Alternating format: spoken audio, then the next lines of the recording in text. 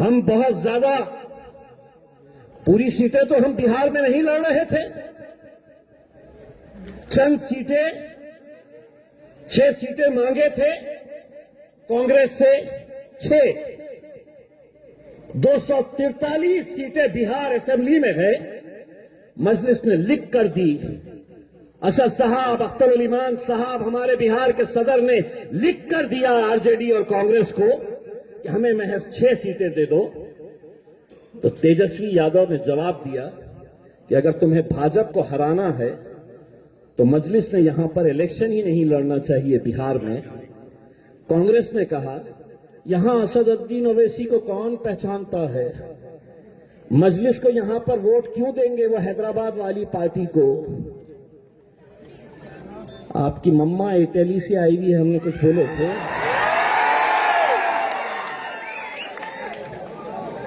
हमने कुछ बोले थे, लेकिन आप हमसे कह रहे हैं कि हैदराबाद वाले यहां क्यों आए हैं करके। अब दरअसल क्या है, इनको प्यारी अच्छी जबान इनको समझ में नहीं आती है। इनको जो भाषा समझ में आती है ना, वो बार बार मेरे मुंह से सुनना चाहते हैं। अब मैं जबान ही चला रहा हूं, वरना तो लातों के बूथ हाथों से नहीं मानते। तो ना मैं लात चला रहा हूं, ना हाथ चला रहा हूं, लेकिन जबान चलाऊंगा, जबान बराबर चलाऊंगा, इसलिए कि 76 साल हो गए इस मुल्क के अंदर तुम ऐसी महफिलें सजाते थे, ऐसा स्टेज लगाते थे। हम तो मजलिस ही है, जमीन पे बैठ गए। तुमको तो दूल्हे भाई की कुर्सी लगाई जाती थी, उस दूल्हे भाई के कुर्सी पे कभी आके है तो कोई पवार बैठ रहा है, तो एकनाथ शिंदे बैठ रहा है, कभी देवेंद्र फडणवीस। और हम क्या कर रहे हैं, तो हम ये ऐसे बैठे हैं। हम क्या कर रहे हैं, तो आ रहे हैं हमसे साहेब ये ताहेब, हमसे साहेब ये ताहेब। पर हम शतरंजियां बिछाने का काम कर रहे थे, हम कुर्सियां लगाने का काम कर रहे थे। अब हमने उनको एक बात बोले हैं कि बहुत साल हो गए हैं आप दूल्हे भाई की कुर्सी पे बैठे हैं, अब शादी होगी। इतने सालों तक आप घोड़ी पे बैठते थे, हम बारातियों की तरह नाचते थे। अब नहीं चलेगा, अब शादी होगी, घोड़ी आएगी और दूल्हे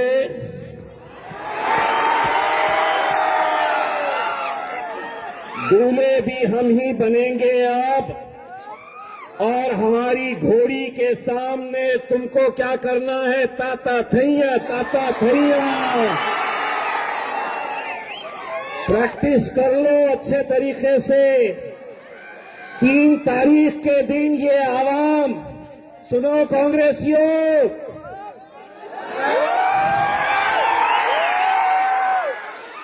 दादा तुम भी सुनो,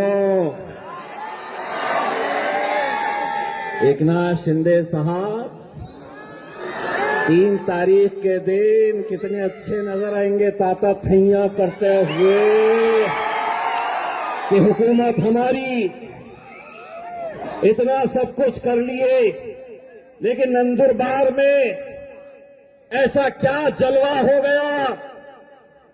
6 है ना, हमने 6 मांगे थे बिहार में, नहीं देते बोले, नहीं देते बोले। हम 5 आए और कांग्रेस को 6 पे लाके छोड़ दिया।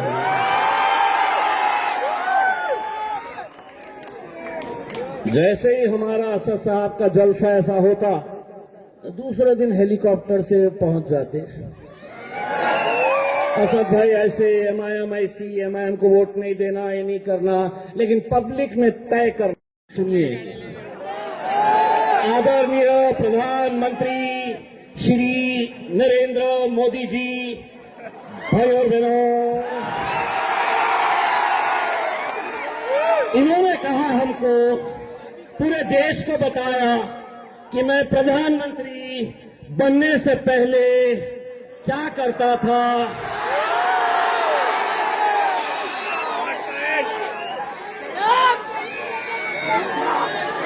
मुझे पता था क्या? मुझे पता था? आप में से किसको पता था?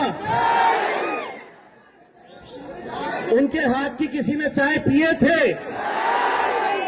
उन्होंने बोले मैं चाय बेचता था। अगर उन्होंने बोले कि मैं पकोड़े बेचता था तो हम आपको पकोड़े वाला बोले होते। लेकिन अगर आप इतने फख्र से कहते हैं कि मैं चाय बेचता था, नंदुरबार में रेलवे स्टेशन है क्या? बस पुलिस वाले गौर से सुन रहे हैं, आधा मैं बोलूंगा आधा तुमने बोलना। कैमरे वाले रिकॉर्ड कर रहे हैं। एकनाथ शिंदे साहब फोन कर बोलेंगे एसपी साहब को कि उसने हमारे प्रधानमंत्री को बोला कि वो ये बेचते थे करके। लेकिन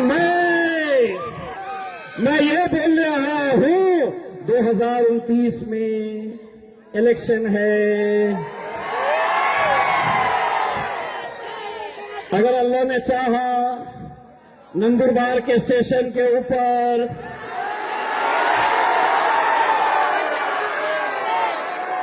आप ट्रेन में बैठे हैं और एक शख्स खिड़की के पास आकर भाई और बहनों गर्मा गरम कड़क चाय चाय चाय चाय चाय चाय चाय चाय चाय चाय चाय चाय।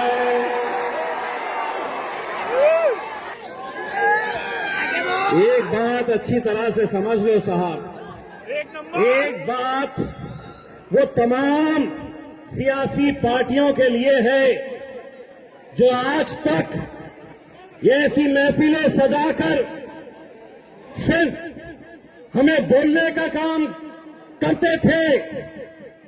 हम शेर हिंदुस्तान असदुद्दीन अवैसी को मानने वाले हैं। गूंगे मुक्के बहरे नहीं है। जिस लहजे में तुम बात करेंगे उसी लहजे में, और हमारी फितरत है, हम कोई चीज रखते नहीं अपने पास सूद समेत। इसलिए अगर तुम बोलेंगे,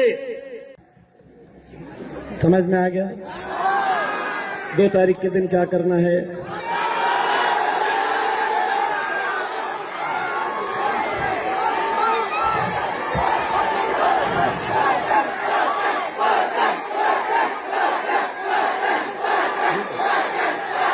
पता होने वाली है, इलेक्शन आ गया। इतनी बड़ी सभा देखकर उम्मीदवार सुबह सीधा या हो सकता है रात की गाड़ी पकड़कर चले जाएंगे थाने। बोलेंगे साहब हम अपना हिसाब कुछ जमने वाला नहीं है, थोड़ा और ज्यादा लगेगा। सोचेंगे कि इस मोहल्ले में आएंगे, इनको खरीदेंगे, इनको खरीदेंगे, इनको खरीदेंगे, पैसा फेंकेंगे, वोट लेंगे। सुन लो एकनाथ राव दादा, देवा भाऊ, बाजार में पैसा कितना भी हो, बाजार में जाकर तुम अच्छी ब्रीड का कुत्ता खरीद सकते हो, अच्छी बिल्ली खरीद सकते हो। तुम्हारे पैसों से ये शेर के बच्चे बिकने वाले नहीं हैं।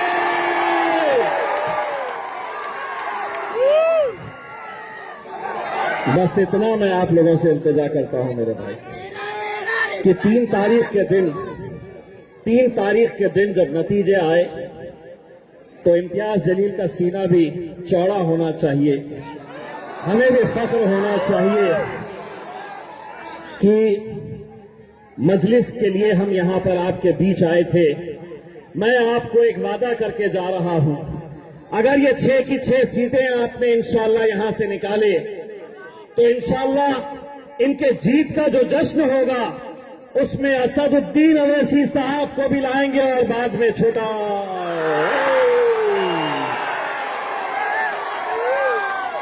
तो मैं दिलाना चाहता हूं, दोनों हाथ ऊंचे करके तुम बोलेंगे। अभी ये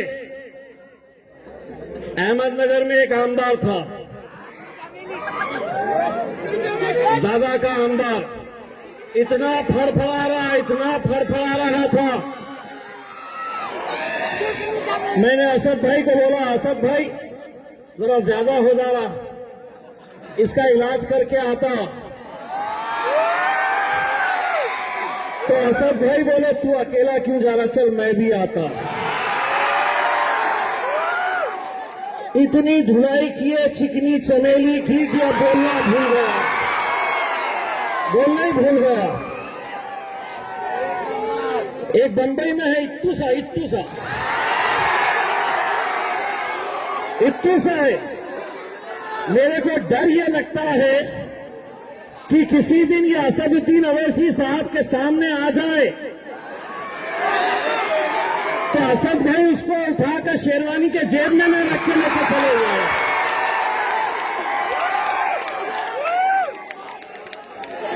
हम कोई दूसरी पार्टी के मुसलमान गूंगे मुक्के नेता नहीं है। तुम पहले बोलते थे, हम सुनते थे, अब हम बोलेंगे।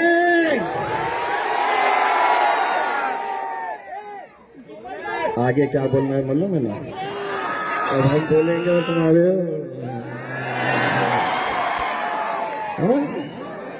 पुलिस वाले सुन रहे, तो आधा मैं आधा तुम। मीडिया वाले रिकॉर्ड करो और भेजो सबको। अब हम बोलेंगे और तुम्हारे एक ही बोलो। कोई पप्पा बोल रहे, कोई बाबा बोल रहे हैं, कोई बाप बोल रहा है। बाप बोलो, बाप। अब हम बोलेंगे और तुम्हारे